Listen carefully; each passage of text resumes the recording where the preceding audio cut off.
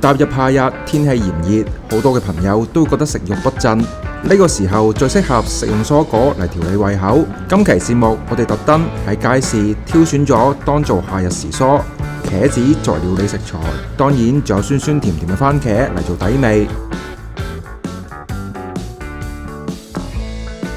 至於意粉方面，我哋選用咗嚟自意大利嘅意粉品牌 Pasta Bossolasco 嘅通心粉。Pasta Bossolasco 生產嘅意粉精選高品質小麥，使用傳統青銅模具人工手製。而家為咗令每位顧客都可以更具性價比咁體驗到高品質意粉嘅魅力，我哋聯同品牌方特別推出全場意粉限時買一送一活動，歡迎大家點開評論區嘅鏈接購買。首先，我哋將茄子、洋葱同埋大蒜分別切好備用。往切好嘅茄子中加橄欖油、海鹽同埋黑胡椒，然後拌勻。因為茄子非常吸油，所以橄欖油要用多啲。將撈好嘅茄子放到預熱好嘅焗爐入面，用180度焗20分鐘。